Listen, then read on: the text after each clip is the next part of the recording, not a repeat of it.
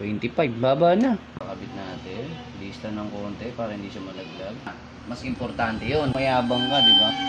So ayan, testing. Isa, napipitik na. Ayan guys, good day sa inyo lahat. So may bago na naman tayong F99, no? Padala ng kapwa natin technician. Ngayon, ititrace natin kung anong problema, kung IPM ba o may problema yung compressor niya doon. So pag may problema to, matik, walang problema yung compressor doon kasi chinik naman daw yung windings ng compressor. So ito, start tayo, no? Dito tayo magsisimula. Ayan, UBW. Pero bago ang lahat, testing muna natin, no? Connect natin yung line neutral. Ayan. Ayan. So, reactor, kabit natin. Complete sensor. Ayan. Ang issue nito, F99. Baliktad. Hindi abot. Connect natin. Medyo mahaba yung video. Pagtsagaan na natin. Para sa atin din naman to eh. Dagdag kaalaman. Sa mga hindi lang nakakaalam to, no? Ano lang natin, mention lang natin yung iba kasi hilig mag-bash, 'di ba? Hindi naman alam naman nila kasi kaya nagbabash sila. Yung mga hindi pa nakakaalam, kailangan natin ituro 'to, no? Ayan. So ayan. Hindi pa naka-connect yung indoor. Iba-bypass muna natin si CNS para ma-testing kung ano ba yung problema niya, bakit siya nag-F99. So ayan guys, testing natin, no? Gagamitin natin yung CNS, no? Ayan, direct starting tayo, no? Ayan, saksak natin. Ayan, tayo sandali. Saka natin bypass to, CNS. Ayan, kumakadyot siya, oh. Patay natin ilaw para makita nila. Tayo natin. Ilaw muna yung B dapat dyan. Nagbabasa yan, nagbabasa. Ayan, nag-start na. Tignan mo yung yun niya, mahina. Diba? Saka yung tunog ng compressor, di maganda. Ayan, namatay na. So ngayon mag-check tayo, no? Kaya nga sinabi ko, na yung IPM, meron po yung input at saka output. Dito po yung input, dito po yung output. So check muna natin output, baka sa output may problema. Meron naman siyang ina-output pero sa kanya makikita mo sa ilaw mahina, no? So diode test tayo. Mahina yung output. Pwedeng dito problema, pwedeng dito, o kaya sa mga resistor na to, maraming pwede. Kaya yung F99, favorite natin yan para i-vlog natin ng i-vlog yung F99 para mas lumawak yung F99 yung paano natin aayusin, di ba? So ngayon ito yung positive line, kung makikita nyo. Huwag na natin monitor, malaki naman. Ayan. Walang open. Open. Ayan, balik rin natin tester. May reverse bias and forward bias yan. 4. Then, ayan, 0.4. 0.4. So, balik rin natin. Dito naman tayo sa negative line. 0.4. 0.4. 0.4. Ayan. So okay yung itong ano natin, output. Check natin yung input, no? Dito muna tayo sa capacitor niya. Reverse bias and forward bias. Ayan, wala. Wala. Balik rin natin tester sa forward bias. Meron 59. 59. So okay yung diode, no? Check natin naman yung mga resistor naman na to. So ayan guys, tingnan nyo. Punta tayo rito, susundan natin to. Ayan. Susundan natin yan, yung diode kanina tinest natin. Kung makikita nyo, ito. Ayan. Susundan natin yan. Ang init, napapawisan ako. Wala bang ano dyan, libreng aircon dyan. Ayan, 4.464K dapat to. Pero dahil meron siyang series na mga capacitor, then yung IPM naka-connect din, ang gagawin na lang natin, hindi na natin iyahang yan, shortcut na lang. Kailangan, itong tatlong side na to, magkakaparehas yan. Ayan, so check natin. 300. Ayan, nasa 300k din.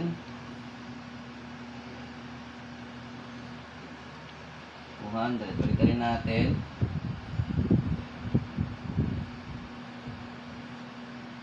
300.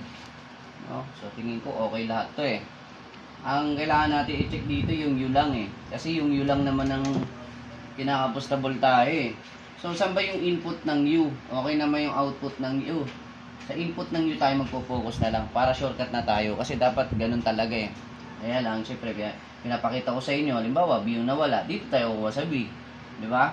Halimbawa, W yung nawala. Dito tayo kukuha sa W.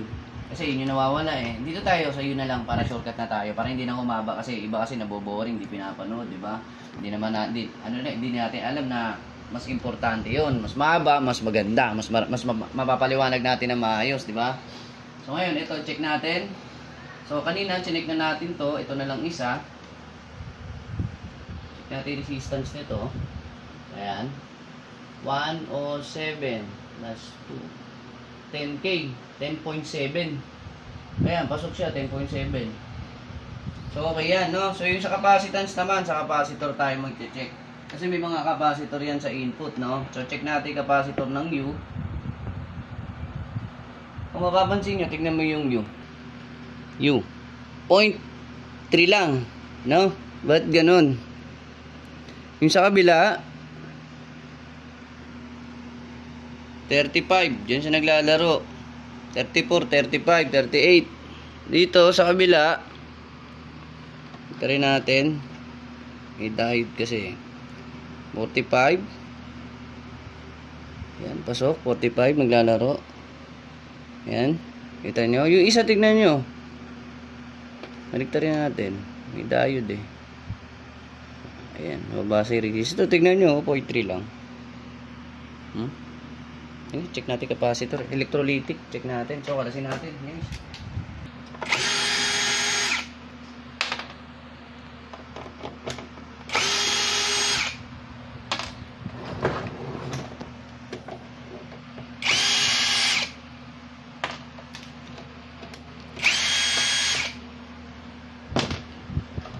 Meron pa. Ingat lang guys, no? Kasi minsan nakakadisgrasya to, minsan dumudulas eh. Nangyari na eh. Tanggalin muna natin to. Yung compressor. Kasi natin. Sige. So ayan guys, no? Ito. Basa siya, no? Nilanggam. Nilanggam siya pero hindi naman siya kumapit dun sa ano, IPM. Sige, focus tayo sa capacitor. Tingnan natin resulta. Ito yun guys, yung U. Ayan. Ang value niya, ang value na nakalagay, hindi na putol. Ay, hindi naputol, kakagalaw. Pero testerin na lang natin. Ano ang value niya? Hindi ko makakita. O yun, 47 talaga dapat siya, no? So ito, tingnan natin kung naputol nga natin siya. Check natin siya, capacitor lang.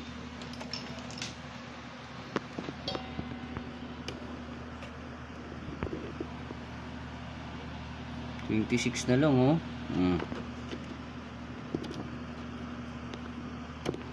21.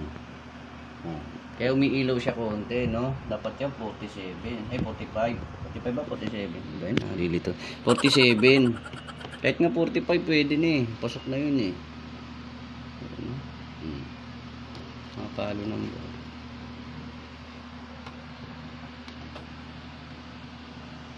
mayroon kasi SMD capacitor dito guys. Kaya ganyan. May pitik-pitik siya. Palitan na natin lahat, no? Marami naman tayo niyan.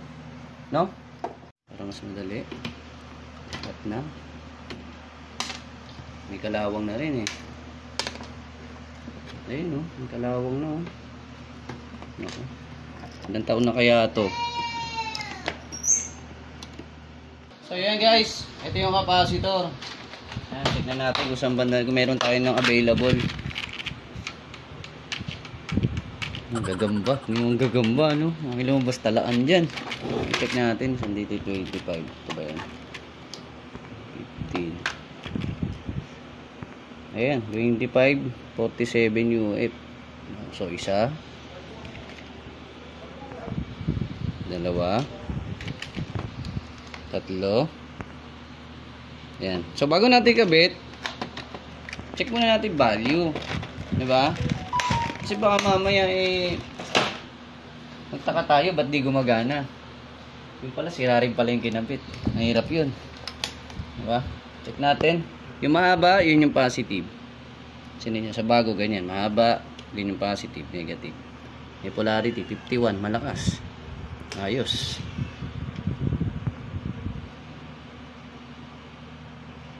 Eh, 51, malakas. Kabila.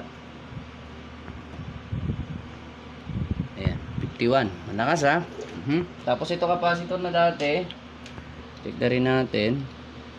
Tol na siya eh. Ay, may umido na nga siya, no? Pansin mo? Sakto lang siya, 44. Mababa na nga eh. Itong isa,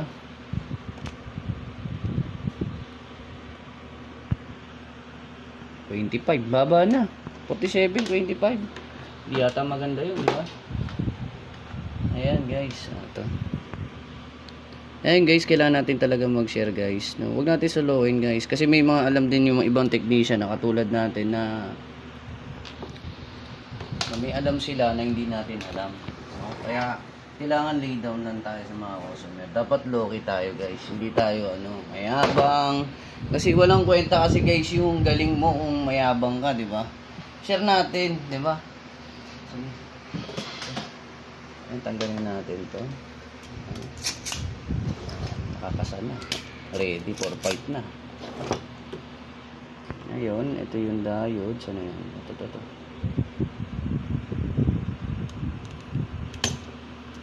Maganda ang board ng Panasonic. Ano lang, may tanggal dito isa. Nagalaw siguro kanina. Pagkalas ng inangin na natin.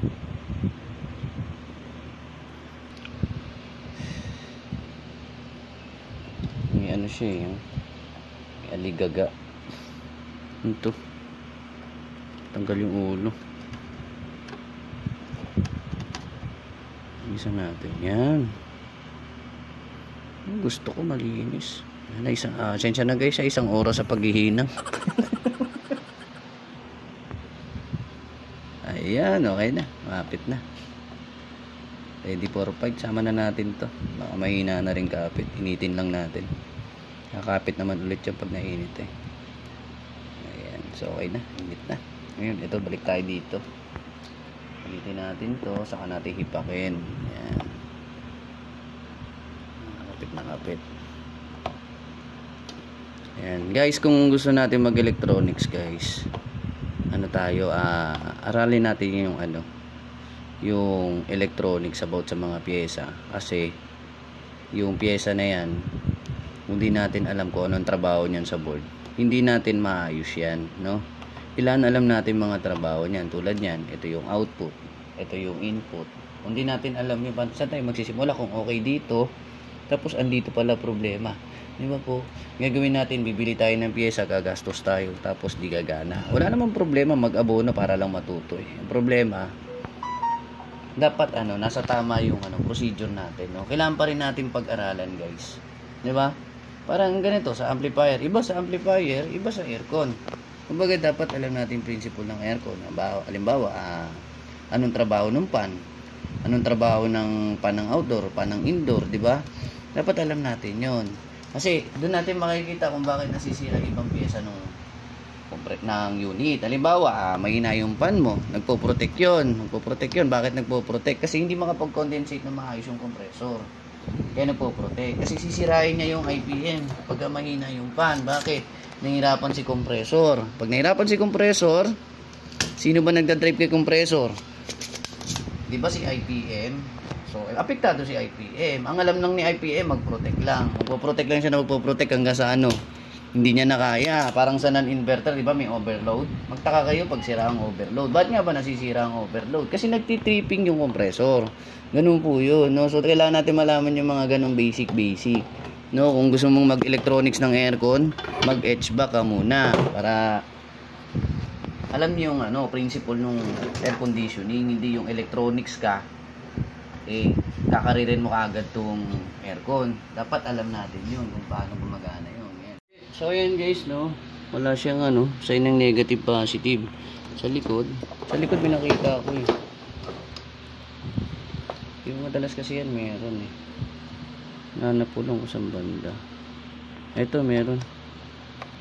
Saan yun? Sign of negative. Nalimutan ko paano ko kinalas. Negative. So ngayon guys, ganito. So na dito. Ayun. Meron pala. Ayun sign ng negative.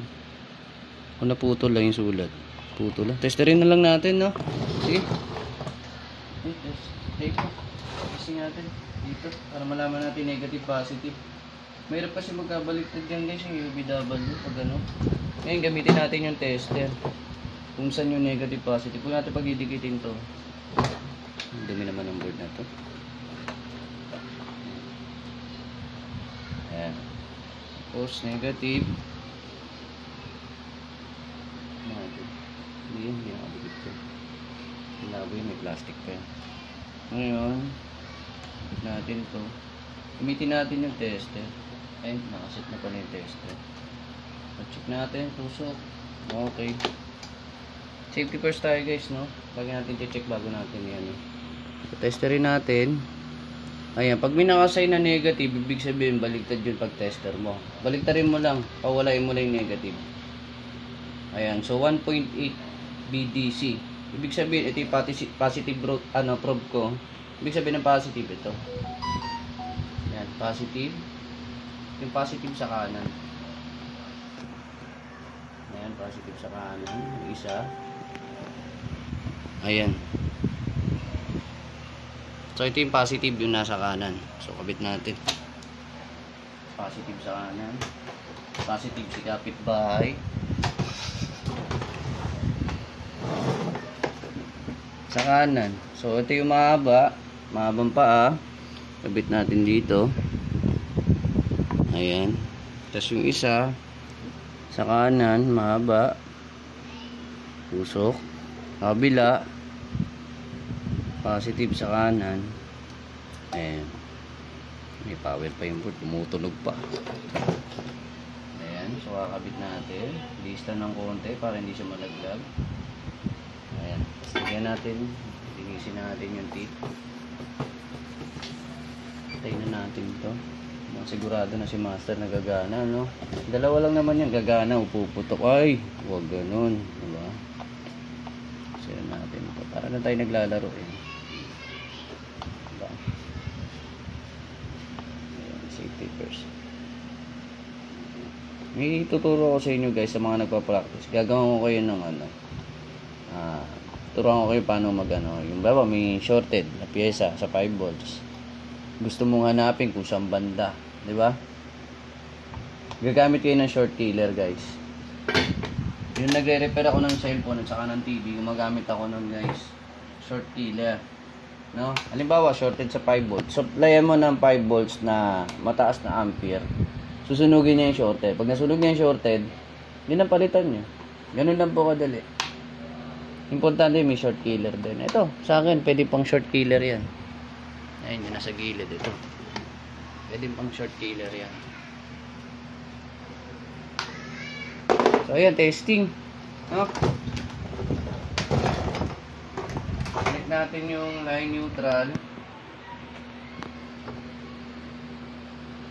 Huwag yung signal.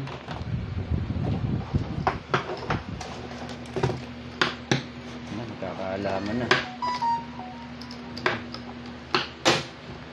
Connect. Reactor. Ano ba trabaho ng reactor? Papalakas po ng kuryente yan guys. Para hindi rin interruption ng kuryente. Hindi siya kapusin. No? So yung yellow natin is W. Black. Then yung B natin, blue. Yung U natin, red. Ayan. So, ayan. Sigado pala nung nagigito dito. Ito na, tiles, kahit tiles na lang. Ayan, so okay na. Testing na natin. Ang magkaalaman na. Gamitin natin yung pan-jumper natin. Ayan. Tapos saksak natin to. Open lang si signal. Walang ibang i-connect. Diba? So ayan, testing.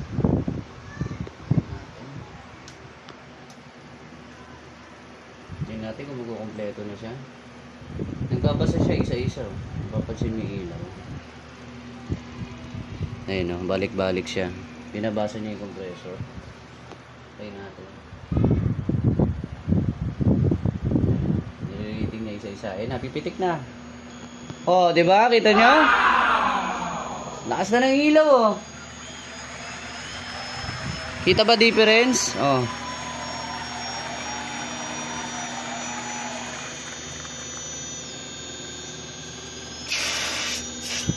Diba? Oh. Yeah, another goods na naman tayo, guys. Nice. Huwag kayong magsawang mag-like and share sa aming page. Sa aking Facebook, YouTube channel. Para ganahan ako, no? Syempre may goal din naman ako. Kailangan ko rin magpapansin sa inyo, 'di ba? Pansinin niyo naman ako, 'di ba?